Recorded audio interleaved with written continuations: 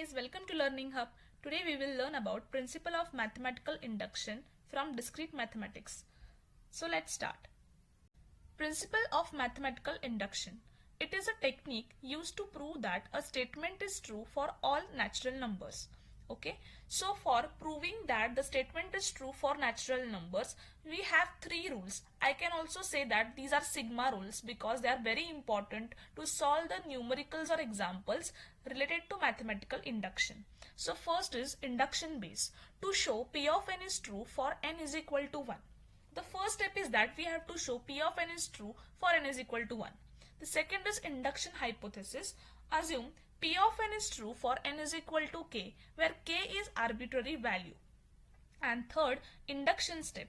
Show P of n is true for n is equal to k plus 1 by using induction hypothesis.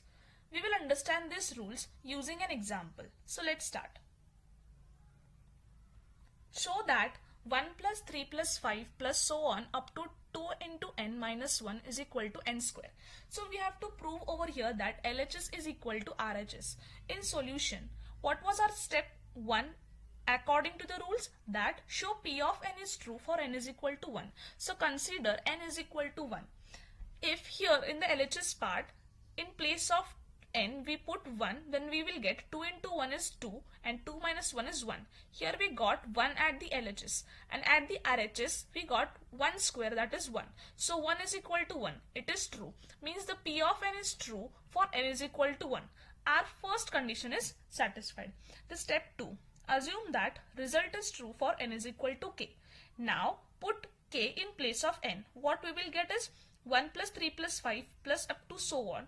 2 into k minus 1. In place of n we have put k is equal to k square, because here what? It was n square. Next is step 3.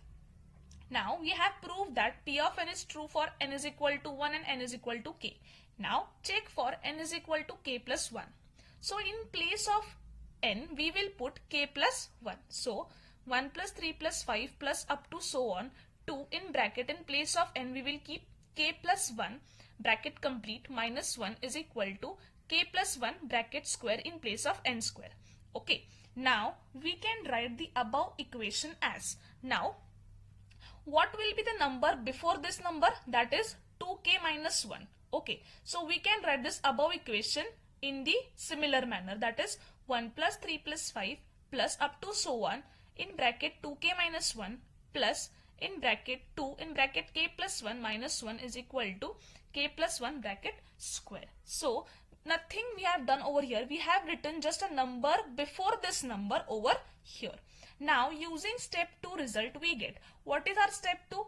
The value of this whole equation is k square, and here we have got this same equation, right? So we will substitute this value in this equation. Okay, and what is its value? It is k square. So in place of this we will put k square.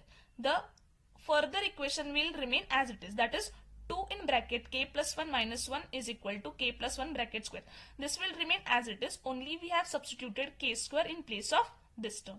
Okay, so solving this will get k square as it is plus 2 into k is 2k plus 2 into 1 is 2 minus 1 as it is equal to this term as it is. Okay, then k square plus 2k plus 2 minus 1 is plus 1 is equal to k plus 1 bracket square. Now just tell me this one thing. The term we have got at LHS, can we write it as k plus 1 bracket square? Yes, because k plus 1 bracket square, when we expand it we will get the term k square plus 2k plus 1. In the next step we can see that we have proved LHS and RHS are same. So the result is true for n is equal to k plus 1. By mathematical induction, the statement is true. We see that the given statement is also true for n is equal to k plus 1. Hence, we can say that by the principle of mathematical induction, this statement is valid for all natural numbers n. As I said before in the first 3 sigma rules, that when we satisfy all these 3 conditions, we can say that this statement is valid for all natural numbers n. Next an important tip means exam में कई बार बहुत सारे induction के related questions पूछे जाते हैं, but sometimes questions are different. Okay, in some questions it may ask that if a question contains n is a non-negative integer, then take p of n is true for n is equal to 0. In the first step, I had told you that take p of n is true for n is equal to 1.